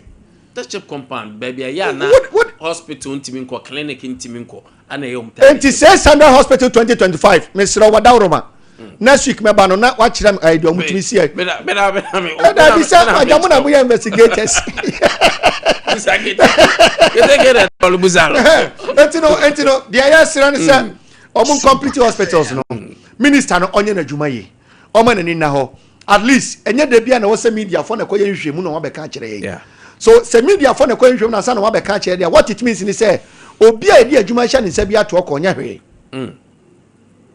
enti omunya omadwuma ye na omumu ama ye ho ntoi na ye hia for na ye do so omamu no I agree with you because omo monitoring team yes our ministry ho ana oba ministry na GHS na Ghana Health Service almost a monitoring team even though call those ones mission hospitals they also have monitoring team. And of course, if Obina Babisha, that means you are not doing your work. It cuts across. Directly from national regions, districts. Yeah. And sanity. All right. And we don't need always said there be a media no moment and coach. So you know. Yeah. But I say, Mr. I no pay my chain. Lady and can't and you so late. Yamiadum Boko. Enwa noa mama mini ka minchia minua nkwanta na fe minchia ko minua dankwa ya na mpese mde ko ekuso so ono ye Kwame dankwa yo Kwame minchia no minchia minua agenda so infanchi asronkon so ma ye field marshal eye Joseph Yamin obo adwuma papa o idika ye Joseph Yamin national organizer yes Nkwanta ene topic ya ye bobo mu ide emeka se we nya de foforo e wo Ghana ha we obia sumsem e obia ni tua efri meka se Ghana media memfam free champion pen so kra ene sa niema we nyina suban boni we akoso e wo man mu e ha na de eye me depa ne se minister no ye no so wanye anto ho no se wo ye mu hwehwemu na wo mu deserve se o punish wo mu na fe ya hwe se ebi nsi bi because resetting of the nation no enye easy ye nyina ya dwene na propro ti ya no aka kire agenda se ya wonto no bo ase kakra opposition tena de sa na ya netie ya dwene ya nyakoma na yentu ye bo ase na yen hihye o ya wadwuma ya ultimate se nyina ya dwene propro ya wadwuma yi adwuma no yagusu ayeye wo bi ehunu kwamna de obi enu obunya ka jem se kwamna minta enye adwuma o ya babunu ogusu a wo bo adwuma nkese na ana medika kan se e ya adwen boni ekura yen ebi before ana yen Ghana fo ena ama sa na ema we nyina aba na agenda sa kan de bi se o mo agenda 111 no agenda kan agenda 111 o kan agenda 111 ho asem yen ka se ye gye go said ono aka se legacy project no John Mama promises to be continue nti yegusu aya ayeye ne kakra ba wa wani tu asa o se 10 ye wie mebo a o yen ka se 10 ye yegusu ayeye no yegusu ayeye tu de mensuru ekire na cheap compounds there e different from hospital maybe bia no wonim even clinic esa that's right. Enti cheap compounds na yesi ebesin de yentimi njai and no call the doorsteps of the people those are the grassroots enti eno de yebekọ so ani asini more say de will be ewo mpobi ni yesi cheap compound on nantenko ankase hospital ho maternity hospital also we ebe no at least primary health care ni de obetimi anya no ewo ho enti ho nso ya no aboya ba so say yen njai cheap compounds we ngo ni yegusu a ya ye media for amukoye hwehwemu so meka se mo ya ade pa eye modwuma the fourth state mo na mo biebie nsem nya ba bia na minister aso betimi afọ nya ba bia na president na bibia na obehunu ba de mo hunu ye no a no yesinti ne efra mu ko wafo no na mo de hu ko wa ma aban nati aban na ntu hu anamo a na mo de pressure esine so modwuma na mo ye no meka se mo ye excellent job ohun enti munkoso ani nyina yenye ne ntimi reset Ghana no kakran ti agenda nya abotre ye beye Ghana no edi amam we mi meka sa anware pi na mo no ayetuo no kwamna mi tade mi wogidie won mo me ne na ye adwuma ebre am ye regional youth organizer wa ha no no so ye regional youth organizer wo western region ti me ne no de ye very close okay minim ni province enti mo obi ensuro se kwamna ontimi nye obeye yes ensuro baroka senti ase wo mu a you see Nkwanta ye wo problem o Ghana ha obi abre bia ase obe attack wo party no na mo de na ato tankruwem kwamna bra ye wo opposition na me se o kan kwala na no wo mo harase MPP ana se no wo mu MPP wo mu se o mu ye niema enye no o ka ho bi ti we ono sami jamfini ade wo mu asem ba ejintre hantenten MPP wo som kridi o mu na na babies na yeah, the babies with sharp teeth. I know the chum. Rolling Stone and you will be. But now babies, no. Woman, ye groom woman, and then Omukra Omano. Abroqua, John Ginapo. Yes. Okuja Tomu. Abroqua and American. John Ginapo, Aruna Idrisu, woman. Yes, some Colani and a woman, a boy, woman, the crap party. Your co-positions, woman, the cry more. And these babies, be a nibi. Yet they ain't Colana a form, and you may did attempt. No, ye. You see? Oh, you call any idiot, Basabasa. Or can't some more who's idea away and enye. What you know? What the solution is one mom. We yet say you see a basic. Yes, I'm medium fee. Yes. Omo nyina sa me ye makola. Yes. Enti enkola ne de minimum omu papa. Omu bebre Aruna me na ye adwuma Kofi Adams me na ye adwuma. Sa NDC youth ni nyina me omu nyina ye adwuma obia de obia betimi aye. Me catch John mama be deliver with sankola we see.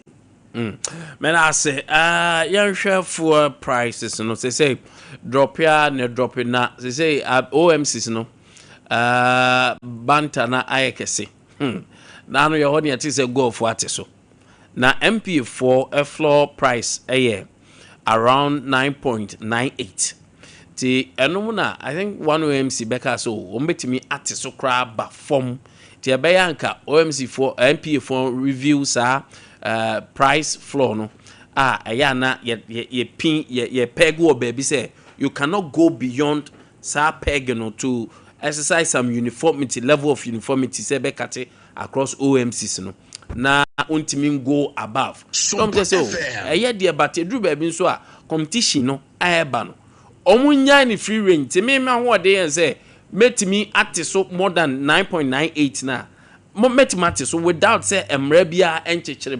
onka na ene another OMC so be so say boam so betimate so no kra munti so nru ba bia ade no na ba banta say de odun kran ya dima go filling station ye che breakfast na me wo we dey say wani mu a ye check breakfast competition na so hard say understand if one so aka jom say omu go di breakfast we are ba beto fu but it's how healthier we see said there's competition. And no, if there is competition within the transportation circle now, and Kenya say, we have to bring tax force for reduction of case cashin tiabono. Now, sad ye kosui, aban yed your bay. The OMCs for the first time, or to the best of my knowledge, omusu yedum bit my a healthy amount. Make us a target. Ye neko so yate de. For the first time and na wa okay. Ye che breakfast. O koto ade ne yesa achew. Aduane se di neto mami. Ye hunu bi da wo me. Because can the ne anum say okwa o windscreen no mo de yi bi. Afefe ni o ga. Aha, okra yesa say o windscreen anim. E to da na tututuri won to obo bro say ye menye. Yes. But we there yesi didi. Enu nyina so o munya yi o. Kwa ye besa screen we. Eti ma duster kra. E chaw duster no ne ade. E de na ye de na am say ye mpa we ni ye pede yen. E say ne ne ye hwehwe wo man no. Prices ne de ye bompa ye kra na minim se besa akofom bi. Prices ne besa akofom bi. Measures ya aban no de agu akwam ene de MPA for so ye no ma mi hunu ni pefe se ebi kura na enuru be ebi kura dwun kura enuru na bi aye ton be 30 cedis per gallon or something 30 cedis yes ebetimi abasa it's possible with the possible no ma min sire nka bi kakra nka na min tanka is it all can cry no is all go can cry no ya de na ma min so o meka ohunu enti eye hihye ye pa ene amamuo pa ya ye wura John Dramani Mahama ne na pamfo e de agu akwanso ena ema ye nyina ye witness sade wi enke ye hunu bi da free champon regime e ba nyina ye store oil fuel e wo ye dan mu no ni ye di good dem o utra nye kura na eja atop na ahye nipa ni ade ye hunu bi bare na de ye say bedidi na top petrol ana be top petrol mo na didi Sompa FM e ya sempa enti me de mekan say sa OSP for na wo mo ko ho no well sa na wo say ba de bia yefo a ana e ba fo mo asa na obi ai me de beji say we so me de nka meto ni say we ni yes ye mba gani but do you believe said your mo catch MPA say ye nyai sa a price floor no say bia ye ka say untimi nti so e ma ne ntra say o ti mani medru ba bia MPA for dia bedru no aden na mo de peg bi si ba bi say o bedru ha ensan ko wachi so ono fi say wote so no mo kade ade e bentra competitive market ni ye wo mu sesei ye mpese obi abe monopolize market no enti to me de me no wo mu nya adwene sa ye makwan no de nipa no fi so ode ne de e begie no on fanje wo wo sisire mi no me de meton me de esreko bone be na wo ho ya o say obi an meto ne sere kono fa na say obi an ton ne de esire mi no ya nya ne sa me de me ni wo mo nya adwene ye ma kwan ne competition no nye high obi fi se ne de ne na mo wo mo hwe se fuel na o mo ton ama ye no eye quality ye mpe adulterated fuel bia yes MPA call rounds check side but I think they should be then filling station at random no mo pie ho no mo aye o mo checks ni ade ha enti sa na ma we dey say Mr. Eduji Tamaklo so tie mi no ne mpani for course wa na ye say dia me dey me pe no mo njem free market obi anya ne de uko Dubai a price ade ba ko ho price obi e ton ne say de ope no sa na ye nye fuel no mo say yes amabo papa aba o man no aban papa aba aban odwene nipa ho odwene mobro wafo ho because the petrol bo kosoro na bribi e kosoro fuel prices kosoro what dan calculate me kosoro but eba form no obo hu say na bibia start na e ko e form because e hu ni sa oh ebeba Ghana fo su ban bone no na guso but mi wo mu na hunim say iron ross no nyina na aba form enti gradually obia de ebe ko form obia de ebe ko form all right Mr. Dankwa fuel emekikem bia agenda but ya politics you see my Ekwanten Dankwa GDA pan say Ghana ni bia pa hoto so green mami sorry Ghana ni bia pa hoto nti say fuel price aba from a nka obia ni yede eje but in a situation and is for the politics na na me can be no because baby a fuel price that is here kafra ebia atwam a na price no a lower than that me kai 20 September 2022 na goil eton a liter of fuel 9.339 or 38 thereabout or approximately 9.4 in this obi catch am saying aban papa ba na ye ton fuel 9.99 which is almost approximately 10 per liter na no ya aban papa dia and na 2020 aban papa ba ku mi so be betwa mu. But the truth of the matter is say NDC here anything significant to change this they've not done anything. Sabaka in 2024 a crude oil was sold at $89 per barrel. Sabreno now you talk a liter of fuel 40.74 Ghana cedis. It is a the windfall mania 2026 and now a crude oil barrel is being sold at $59. Yeah. It is a on average, price in more tons is here still any boarding. It is a the buyer politics there and you be near you bet you say NDC for a book Ghana for. We say already was the one CD to a liter of fuel so energy levy. I know you do so levy. Still, that's what they do so mu. I know pay me money you do mechania. What you say? Yes. So. Sanka almost to me you want see the tax, which is about 8.3%. Omu you through wa and can hare na bia nka baba ya so more. Na nka omo nya kwa dia jomo fancy omo pay aba papa ba abai munye. And so mu hu say sometimes so Genesa obi beka say the abemo abo ho aba so ye baby a fa free any baby a dia no problem so you just oppose so I'm saying say o catch say baby o fa free na then also check the world market price because and then your effects yes it is a share $89 as at 2024 now you turn 14 cedis 74 pesos. Now about $59 per barrel 22 years down the lane. Now still our turn approximately 10 cedis. I say we share down ko wani but Mr. Dankwa smart in calculation but you have also yes you are very good when it comes but you have also forget to say table ni sir then you coefficient of cessar time now or FX is which say or exchange rate because don't forget that these fuels are bought buy them in dollars and it's a 2022 and I think we had one of the best fuel price, which is 14 point BB. 2024. Yeah, 2024. Was 14.74. Yes. But Mubenya ye more time Munyani, I think 2022. Mubenya ye, Mechekin ye, Mubenya ye at a point. At that time, now world market no age say. Now exchange rate say. Then you can say averagely you take it to now. Then you can do your mathematics. So. Say Osha FX as at that time, in fact say 2024. Now CD to dollar ye 14 CDs. My who say and this forecast is 70 and it was 14 CDs according to the Bank of Ghana. Central Bank, yeah. Because the same thing among so many or more, you know. The say be 1,000 barrels. Now say who used to $1 to a CD is 14 CDs. What it means is 1,000 be here about 14,000. 1,000 by 14, yeah. Which is we be here by 14,000. Now they are quite. Now we share an FX here. Ed, me ma bank crank be me de. Say baby abedria e be 11 CDs there about me crank be me de. Now we share the also Bank of Ghana there then be fair to them 10.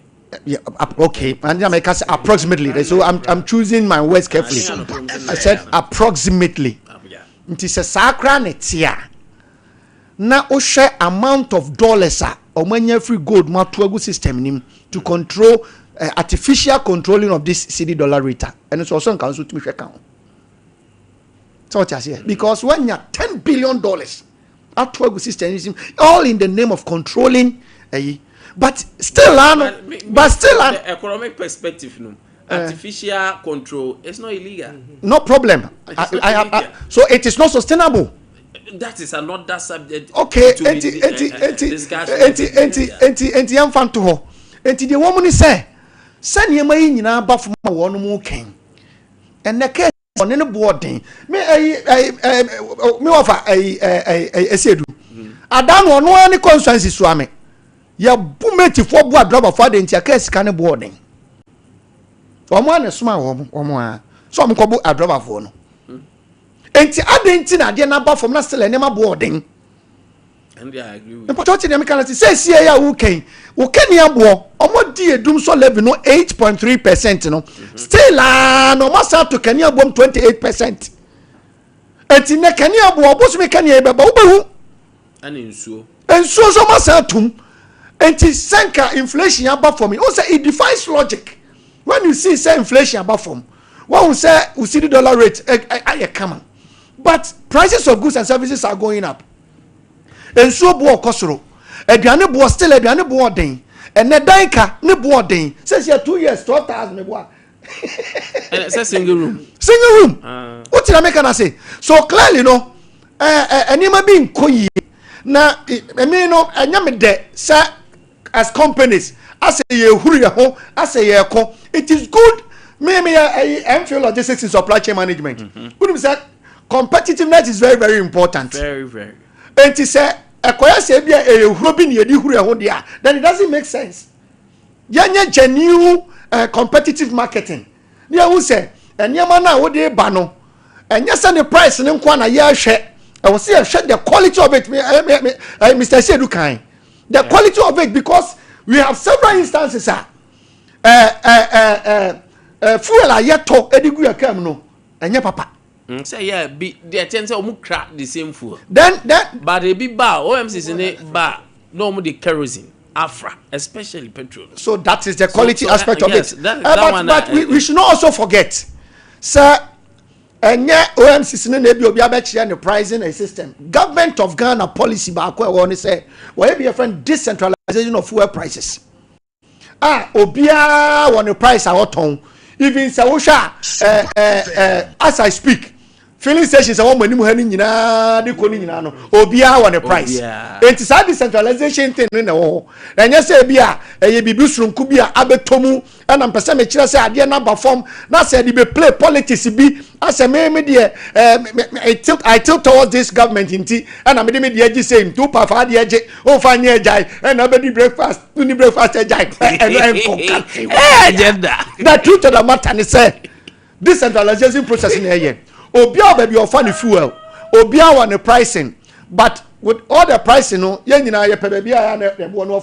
of course. But we should also advise them. advising the MPA say on making sure say sa adwuma bi na MPP ye ni bere bi atwa mu no on be koso ahye mu kina because who say ye MPA dey say MPP and this no dabi ya MPP adwuma na ye te tax force bi a na omo monitor omo smuggle fuel sa bring your price ne ba no there are some of them to smuggle they go outside sa task force na so koso aye adwuma very then important. the MPA no so should also visit all the filling stations in fact it should be done abruptly and yes sir ya can't say yeah bow it no more ho surprisingly then they go to them to check the quality of the food now omotama Ghana for no irrespective of the prices that we are seeing a quick one na yeah me fa agenda kakra as usual.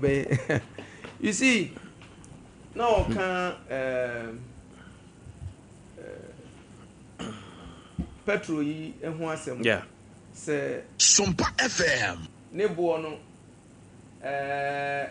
ma fom said ye nka wo say ba no ye nsusuye bi o ma ne rem free say NDC ye ba yi tema oil refinery ya ye ni ye ne ye ni oil no ye refund no ha ye refund oil no ha ya Antony tema oil refinery ya timi renovate ho ama ne ye production e wo ho and they say nya no hu effect na you no eno so beboa de enkrofo krafra brochire ba no e ma no etimi ma de no bo no kofom bebri because ade no ye nyan in abundance e de ya ebe ma bo no etimi aba form dance ka scarcity ebeba e wo that side enti sa measures bi a di ka cho say ye de gugu akwan so no eno so eboa ma fuel ne bo no aba from that is why ma say bedru ba bi no kura no price ni betimi aba 30 cedis per no 300 per gallon yes gallon sir. Yeah 30 cedis per gallon 30 cedis per gallon yeah me quote it wodi 330 yeah e betimi aba sa because now temar oil refinery for start your production the mo so ma ban for ne China for bi koye ye no so refund bi wa ha ebe ka ho e na wo mu aye kofa ba no so ebi di free Dubai no mu ne others areas no dey ba no am so de bebe gumu a ebe ma bo no akofom bibria ma ahoto aba nti agenda wo de maka cho se nyankuma no position to na ya ahomete agenda me vector to na me fa course I Nkwanta na me feel sanke ebe ka buidie ne kakra bi but hwe galamsey no a ye di agrosa no a ye feel say e kom di obi nti on fa ne nsam enu nyina enidie no ebe gi o man nego because we are talking about dam contribute about 400 megawatts of energy to our economy. A country all plans to obey increasing production. A country all plans to obey agenda to a kind of saying 24-hour economy. Yeah. Now we sit down aloof. Yeah, I can say politics in tea. Obinidi, obinidi ope. Sompa Minya FM idea ehu. A man fan niagro. Say build down, shut it down. I am telling you. Say Ghana. Ebesan go back to Dumswa. One try you to review. Because look, Erasmus Asaridonko. I call your report to be Otuntumba. Savannah region, man Penicro Boleban boy. And so be a honor connected to black voter. Black voter needs to be never far. Build down no. Yeah, Galam say and everybody is quiet. Can you imagine say Buidam ho yet your original minister, your national regional, your resec, your district I can't say dissect name music ni animal name etete one region mu na baby sabi ya kanya kakra ye nya free okobrani bi akotena ho adi fidie sin shom etu yesi ehunu no aye worrisome aye nimbe say galam say nye Dabi, adie ni nye. Dabo ye ni nye. And this one there too. Wasa East. Organizer. Any ni MP. Omodi awatari mu. Because of Galamsey Asaso. That's why. Babe for callers. 0548 931 931 0551 931 931 Yefa etie for Embrem team. Anope ma yetie also. If you're 0548931931 0551931931 I think that Obi say, hey, Mr. Adankwa, today that you are seeing that there is galamsey, it is good for all of us. Obviously, message or the abandon. Me try say me messages, you know, from of course, so ba near the war room, and pay and so our honum. Benfa call first caller. Hello, good morning. Open your din, baby, I'm free. Hello. Hello. Open your din, baby, I'm free. Hello. Hello, open your din, baby, I'm free. Wadauma. Good morning, sir. Good morning. My auntie open you. You got your meditation more. Yo, ATO. You got your meditation. Why you do my chat? Okay. NTA TV, the main TO direct. Why? Let us say. Yeah, TO open you. Corner Sabra, corner bra. Hello, good morning.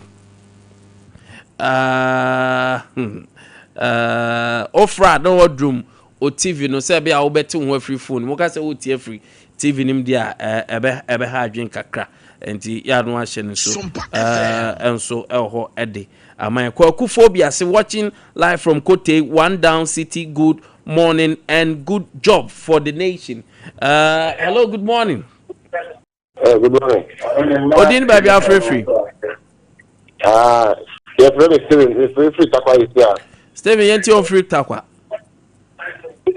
Me kasa ewa ko ni buzu. And also corruption ewa pa. There's a time pain I have fully form. Agama me answer. You see me even try pain fee. Also omu try den. Pain now the fully form also this pain fee. Pin no for nurses there na near can. Pin na for nurses there no. Pin now the fully form mama me answer no. This a bit pen neka. Yeah. For rent. For what they fill forms for dying. The effort is a form our feeling form no. Pay no the batch no. This is which is pain fee. Hey, now go to everyone. Okay. Wow. Okay. Serious. Medasi anope. Good morning. Wefri Sheriff Agubiandi and someone down so say more fire. Okay, and so ewo honum anope. The me try say me messages nephew. My promises is say message be a baby. Hello, good morning. Hello. Good morning. Good morning. Open you dini baby are free. Me va so free jache pramso. Okay, until free jache pramso. Yo, we opening nema cross my year cry eputuja nam adia. Oma kwose sam ya me ata o ma ba be the danka crack the little be 500. What's a hifa for? Me pa jo say also ma kwasa hifa for. Omo de omo free other country Nigeria no a man and omo do ma ba bi ta e bi jam kan ta omo attack. Where there oh. Yes, now one thing is yes, omo got over the bridge. They said Ghana had and on Sompa FM. But see, a poor better try near from now. You run no or line mo. Hello, good morning. Hello, good morning. Good morning. Open you didn't baby are free. Watch your make us a friend for Open you into your way. Yeah. Now, on Bacho, say, as a Mr. Crab, and it is a patch of my anyway. Why? I think about it.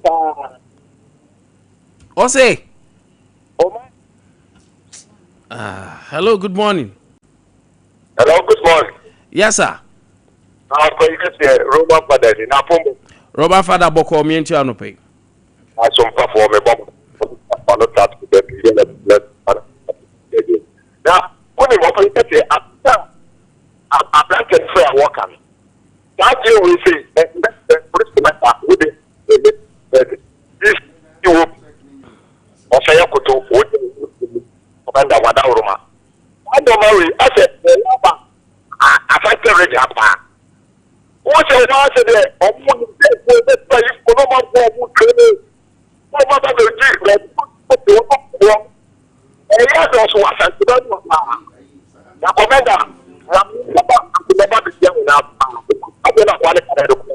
okay, Roman Father, that's a pa.